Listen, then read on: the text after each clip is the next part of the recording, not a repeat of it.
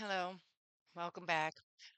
I don't know if any of y'all noticed what just dropped onto the news today, but we're gonna go ahead and take a look at this because this is just this blows my mind, and y'all need to understand exactly what is going on here because I don't think that enough people really understand what is what is happening with this particular thing. So we are gonna go ahead and spin over here and take a look at this Syracuse.com article. Walsh vetoes lawmakers' attempt to take more control of Syracuse police watchdog. Now, I've been watching this very, very closely, and I kind of take issue to this headline here, and I take issue to the way Syracuse.com has been covering this issue because there's a lot of important things that they're keeping out here. If you go ahead and you look at this article, right, and it says it would shift supervision over the Citizens Review Board's administrator from the board to the council. Okay, what they're really saying there is they would sh- that this particular person then trying to figure out who's going to hire and fire this program, and because this is a very important program and it needs to be kept, its integrity needs to be kept intact. And shame on Syracuse.com for not going ahead and being honest about this and saying that the integrity of the review board got messed up last election when the that same administrator that they just mentioned in that post won a seat on the Syracuse City School District Board of Education. Okay, so for all like snap at me all you want. For those who are screaming that it needs to remain independent, it needs to remain independent, it needs to remain independent. That board is no longer independent. It's not independent anymore. Okay, the Syracuse City School District Board of Education has fully infiltrated that program, and Mayor Ben Walsh just gave his okay today. Good job, Mayor Ben Walsh. That's great. So let's really think about this because I know a lot of people are about to call me a Karen and everybody's going to get so upset that I would talk about down on such an important program.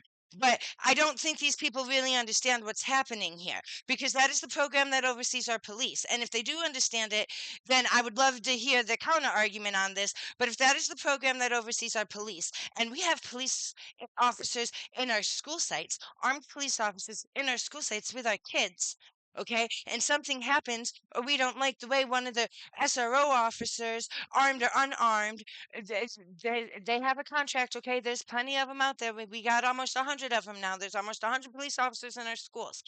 If we have a complaint about something that happens with our child in our school, and we call the CRB to make the complaint and follow up on the complaint that we do online, of course. So you get online and you complain about the CRB online. Who are you really complaining to?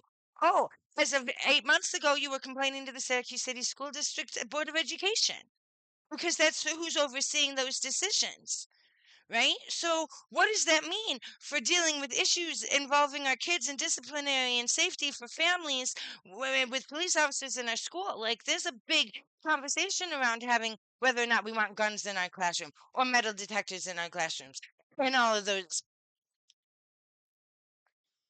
those other things, right? So, if we have those, who do we call now? Because Mayor Ben Walsh just said it's okay for us to go ahead and call that line and have to go back through the school board. There's no one to complain to now. That is a huge conflict of interest. Like I don't. That is why it matters who's going to hire and fire her because whoever puts it in that seat whoever is filling that seat has a lot of sway. Okay, so it matters who's responsible for hiring or firing this particular administrator and this particular independent group. Because right now, that particular administrator and that independent group is not independent. Not independent. Okay, she was a superintendent parent advisory council officer. So that's right, y'all. She sat in that secret mini meeting that they pretend doesn't exist on the 16th of every month down at 725 Harrison. She was one of those lucky little peoples. And then she ran for school board. Okay. And the whole time she did that, she was sitting with her position in the CRB. So who do we call? Who do we call when we have a problem with the fact that Syracuse police are out here handing out fake restraining orders to families with their badge on, pounding on the door like they're the fire department? Who are we supposed to call to complain to when that happens? Because I know of 3 families, at least 3, who all got a fake restraining order in the past year. They were all delivered in different ways, but at least one point in time, their paperwork was delivered, escorted by a Syracuse police officer. Did he say it was a safety situation and that the school district had asked for the police department's assistance in keeping their sentries safe? No, he didn't identify himself until I looked at him for identification, first of all. And when I asked exactly what he was doing here, he said, "Oh, I help them out sometimes. We help the schools out sometimes." That's a direct quote. Go check your body camera footage. So if the police officers are just going to help the schools out with anything they want, and the schools are going to go be out here handing out fake restraining orders like they are somebody or they have the authority of a judge, then who are we supposed to call if the lady at the CRB is linked up with the school? So I didn't read the whole article. I haven't renewed my subscription for the Syracuse.com yet.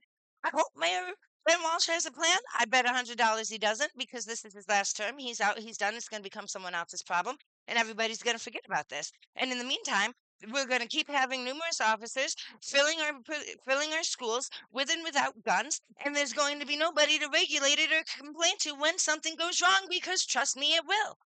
Okay, we just had an incident a little while ago where a police officer left his badge and his gun in his holster during a shift change. He took it off and left it on the bathroom counter. That could go wrong. That'll go very wrong in the Syracuse City schools. And in the meantime, where is it? Cumberland and other places, they're taking the SROs are straight leaving the schools. Let me see here for you.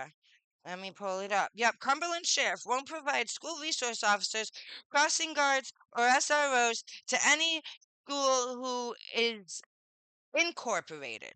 As of the beginning of July, he will only provide school officers to those who are unincorporated. So do not let anybody lie to you and tell you that this is the only way and these are the best safety plans and this is scientifically proven. That's load.